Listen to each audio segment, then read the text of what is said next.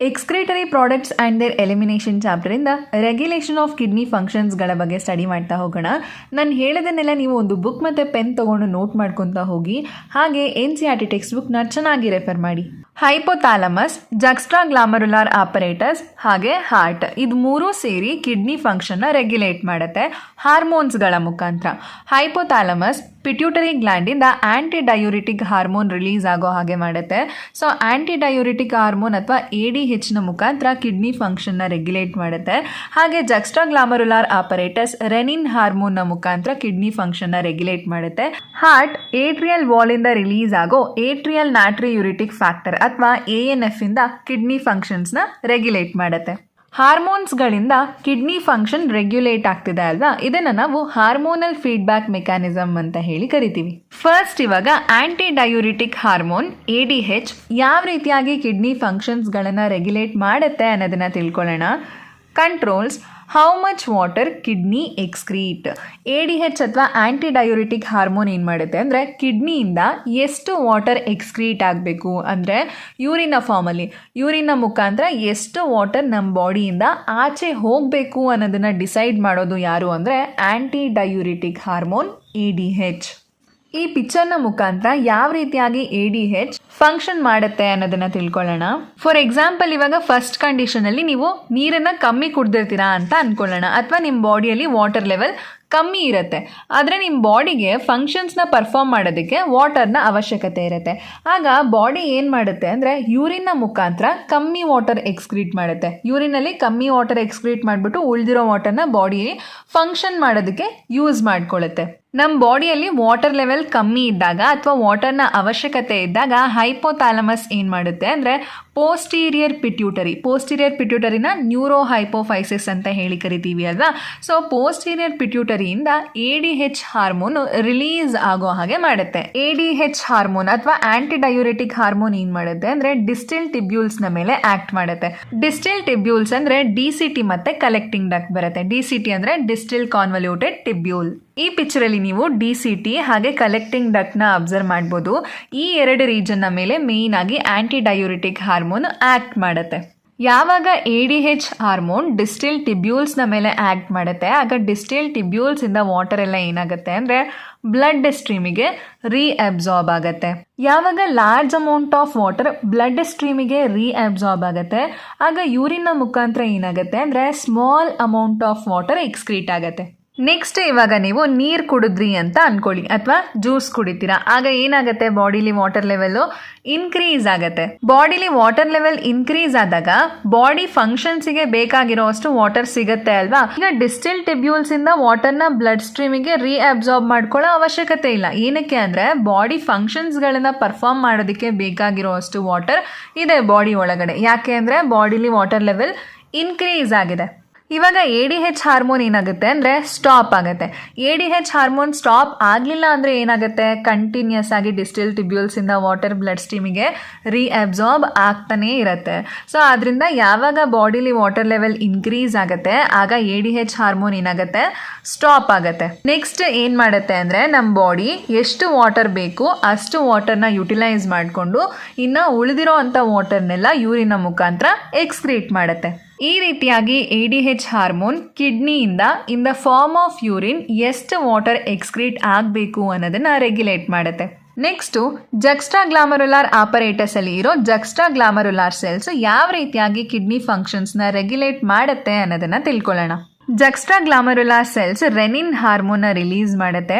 Renin ಹಾರ್ಮೋನ್ದು main function ಏನು ಅಂದರೆ ಬ್ಲಡ್ ಪ್ರೆಷರ್ನ ಇನ್ಕ್ರೀಸ್ ಮಾಡೋದು. Renin is released when blood pressure is dropped or sodium level is decreased in blood. Renin ಯಾವಾಗ release ಆಗುತ್ತೆ ಅಂದರೆ ಯಾವಾಗ ಬ್ಲಡ್ ಪ್ರೆಷರ್ ಕಮ್ಮಿ ಆಗಿರುತ್ತೆ ಅಥವಾ ಬ್ಲಡ್ಡಲ್ಲಿ ಸೋಡಿಯಂ ಲೆವೆಲ್ ಕಮ್ಮಿ ಆಗಿರುತ್ತೆ ಆ ಒಂದು ಟೈಮಲ್ಲಿ ರೆನಿನ್ ಹಾರ್ಮೋನ್ ರಿಲೀಸ್ ಆಗುತ್ತೆ. ಸೊ ಇದೇನು ಮಾಡುತ್ತೆ ಅಂದರೆ ಬ್ಲಡ್ ಪ್ರೆಷರ್ನ ಇನ್ಕ್ರೀಸ್ ಮಾಡುತ್ತೆ. ರೆನಿನ್ ಏಂಜಿಯೋಟೆನ್ಸಿನ್ ಮೆಕ್ಯಾನಿಸಮ್ ಅಂತ ಹೇಳಿ ಕರೀತಾರೆ. ಯಾವಾಗ ಬ್ಲಡ್ ಪ್ರೆಷರ್ ಕಮ್ಮಿ ಆಗಿರುತ್ತೆ ಅಥವಾ ಬ್ಲಡ್ಡಲ್ಲಿ ಸೋಡಿಯಂ ಅಯಾನ್ಸ್ಗಳು ಕಮ್ಮಿ ಆಗಿರುತ್ತೆ, ಆಗ ಜಕ್ಸ್ಟ್ರಾ ಗ್ಲಾಮರುಲಾರ್ ಸೆಲ್ಸ್ ಏನು ಮಾಡುತ್ತೆ ಅಂದರೆ ರೆನಿನ್ ಹಾರ್ಮೋನ ರಿಲೀಸ್ ಮಾಡುತ್ತೆ. ರೆನಿನ್ ಏನು ಮಾಡುತ್ತೆ ಅಂದರೆ ಆಂಜಿಯೋಟೆನ್ಸಿನೋಜನ್ನ ಮೇಲೆ ಆ್ಯಕ್ಟ್ ಮಾಡುತ್ತೆ. ಆಂಜಿಯೋಟೆನ್ಸಿನೋಜನ್ ಅಂದರೆ ಇದು it's a type of protein, ಬ್ಲಡ್ಡಲ್ಲಿ ಪ್ರೆಸೆಂಟ್ ಇರುತ್ತೆ. ಆಂಜಿಯೋಟೆನ್ಸಿನೋಜನ್ ಏನಾಗುತ್ತೆ ಅಂದರೆ ನೆಕ್ಸ್ಟು ಆಂಜಿಯೋಟೆನ್ಸಿನ್ 1 ಆಗಿ ಕನ್ವರ್ಟ್ ಆಗುತ್ತೆ. ಆಂಜಿಯೋಟೆನ್ಸಿನ್ 1 ನೆಕ್ಸ್ಟು ಆಂಜಿಯೋಟೆನ್ಸಿನ್ 2 ಆಗಿ ಕನ್ವರ್ಟ್ ಆಗುತ್ತೆ. ಆಂಜಿಯೋಟೆನ್ಸಿನ್ 2 ಏನು ಮಾಡುತ್ತೆ ಅನ್ನೋದನ್ನು ನೆಕ್ಸ್ಟ್ ತಿಳ್ಕೊಳ್ಳೋಣ. Rises glomerular blood pressure, thereby GFR, by constructing blood vessels.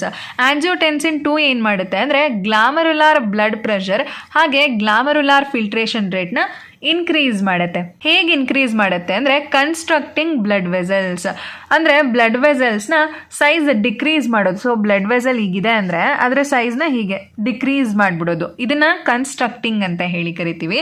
So ಈ ರೀತಿಯಾಗಿ ಬ್ಲಡ್ ವೆಸಲ್ಸ್ಗಳು ಕನ್ಸ್ಟ್ರಕ್ಟ್ ಆದಾಗ ಬ್ಲಡ್ ಪ್ರೆಷರ್ ಇನ್ಕ್ರೀಸ್ ಆಗುತ್ತೆ. ಸೊ ನಮ್ಮ ಬಾಡಿಲಿ ಯಾವಾಗ ಬ್ಲಡ್ ಪ್ರೆಷರ್ ಡಿಕ್ರೀಸ್ ಆಗುತ್ತೆ ಆಗ ಈ ರೀತಿಯಾಗಿ ಆಂಜಿಯೋಟೆನ್ಸಿನ್ನ ಮುಖಾಂತರ ಬ್ಲಡ್ ವೆಸಲ್ಸ್ಗಳು ಕನ್ಸ್ಟ್ರಿಕ್ಟ್ ಆಗೋದ್ರ ಮುಖಾಂತರ ಬ್ಲಡ್ ವೆಸಲ್ಸ್ಗಳ ಸೈಜ್ ಕಮ್ಮಿ ಆಗೋದ್ರ ಮುಖಾಂತರ ಬ್ಲಡ್ ಪ್ರೆಷರ್ ಏನಾಗುತ್ತೆ ಇನ್ಕ್ರೀಸ್ ಆಗುತ್ತೆ.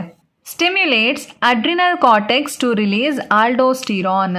ಸೊ ಅಡ್ರಿನಲ್ ಕಾರ್ಟೆಕ್ಸ್ನ ಸ್ಟಿಮ್ಯುಲೇಟ್ ಮಾಡುತ್ತೆ. ಅಡ್ರಿನಲ್ ಕಾರ್ಟೆಕ್ಸ್ ಅಂದರೆ ಯಾವುದು? ಕಿಡ್ನಿ ಮೇಲೆ ಈ ರೀತಿಯಾಗಿ ಟ್ರಯಾಂಗ್ಯುಲರ್ ಶೇಪ್ ಅಥವಾ ಕೋನಿಕಲ್ ಶೇಪಲ್ಲಿ ಪ್ರೆಸೆಂಟ್ ಇರುತ್ತಲ್ಲ ಅಡ್ರಿನಲ್ ಗ್ಲ್ಯಾಂಡ್, ಅದರಲ್ಲಿ ಕಾರ್ಟೆಕ್ಸ್ ರೀಜನ್ ಇರುತ್ತೆ. ಕಾರ್ಟೆಕ್ಸ್ ರೀಜನ್ನ ಸ್ಟಿಮ್ಯುಲೇಟ್ ಮಾಡುತ್ತೆ. ಆ ಒಂದು ಕಾರ್ಟೆಕ್ಸ್ ರೀಜನ್ ಆಲ್ಡೋಸ್ಟಿರಾನ್ ಹಾರ್ಮೋನ್ನ ರಿಲೀಸ್ ಮಾಡುತ್ತೆ. Aldosterone causes sodium and water reabsorption by distal part of tubules. Aldosterone hormone ಏನು ಮಾಡುತ್ತೆ ಅಂದರೆ ಡಿಸ್ಟಿಲ್ ಪಾರ್ಟ್ ಆಫ್ ಟಿಬ್ಯೂಲ್ಸ್ ಅಂದರೆ ಯಾವುದು? DCT ಮತ್ತು ಕಲೆಕ್ಟಿಂಗ್ ಟಿಬ್ಯೂಲ್ಸಿಂದ ಸೋಡಿಯಂ ಹಾಗೆ ವಾಟರ್ ರೀಅಬ್ಸಾರ್ಬ್ ಆಗೋ ಹಾಗೆ ಮಾಡುತ್ತೆ. ಸೊ ಈ ಪ್ರೋಸೆಸ್ ಯಾವಾಗ ನಡೆಯುತ್ತೆ ಅಂದರೆ ಬ್ಲಡ್ಡಲ್ಲಿ ಸೋಡಿಯಂ ಕಂಟೆಂಟ್ ಕಮ್ಮಿ ಆದಾಗ, ಓಕೆ, ಯಾವಾಗ ಸೋಡಿಯಂ ಲೆವೆಲ್ ನಾರ್ಮಲಿಗೆ ಬರಬೇಕಿರುತ್ತೆ ಆಗ ಆಲ್ಡೋಸ್ಟಿರಾನ್ ಏನು ಮಾಡುತ್ತೆ ಅಂದರೆ ರಿಲೀಸ್ ಆಗಿ ಡಿಸ್ಟಿಲ್ ಟಿಬ್ಯೂಲ್ಸ್ನ ಮೇಲೆ ಆ್ಯಕ್ಟ್ ಮಾಡಿ ಸೋಡಿಯಂ ಹಾಗೆ ವಾಟರ್ ರೀಅಬ್ಸಾರ್ಬ್ ಆಗೋ ಹಾಗೆ ಮಾಡುತ್ತೆ. ಆಗ ಸೋಡಿಯಂ ಲೆವೆಲ್ ನಾರ್ಮಲಿಗೆ ಬರುತ್ತೆ.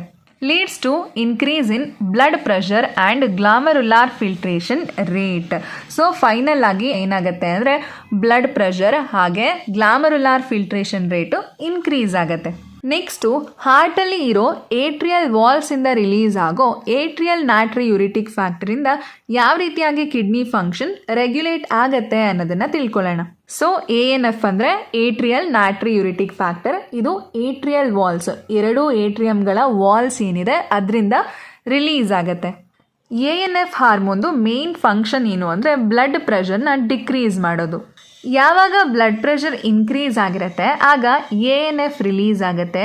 ANF ಏನು ಮಾಡುತ್ತೆ ಅಂದರೆ ಬ್ಲಡ್ ವೆಸಲ್ಸ್ಗಳು ಡಯಲೇಟ್ ಆಗೋ ಹಾಗೆ ಮಾಡುತ್ತೆ. ಡಯಲೇಟ್ ಅಂದರೆ ಈ ರೀತಿಯಾಗಿ ಸೈಜ್ ಇನ್ಕ್ರೀಸ್ ಆಗೋ ಹಾಗೆ, ಬ್ಲಡ್ ವೆಸಲ್ ವೈಡ್ ಆಗೋ ಹಾಗೆ ಮಾಡುತ್ತೆ. ಯಾವಾಗ ಬ್ಲಡ್ ವೆಸಲ್ ವೈಡ್ ಆಗುತ್ತೆ ಆವಾಗ ಬ್ಲಡ್ ಪ್ರೆಷರು ಕಮ್ಮಿ ಆಗುತ್ತೆ. ಬ್ಲಡ್ ವೆಸಲ್ದು ಸೈಜ್ ಇನ್ಕ್ರೀಸ್ ಅಥವಾ ಬ್ಲಡ್ ವೆಸಲ್ ವೈಡ್ ಆಗುತ್ತೆ ಅಲ್ವಾ, ಅದನ್ನು ನಾವು ವ್ಯಾಸೋಡೈಲೇಷನ್ ಅಂತ ಹೇಳಿ ಕರಿತೀವಿ. ANF ವ್ಯಾಸೋಡೈಲೇಷನ್ನ ಮುಖಾಂತರ ಬ್ಲಡ್ ಪ್ರೆಷರ್ನ ಡಿಕ್ರೀಸ್ ಮಾಡುತ್ತೆ.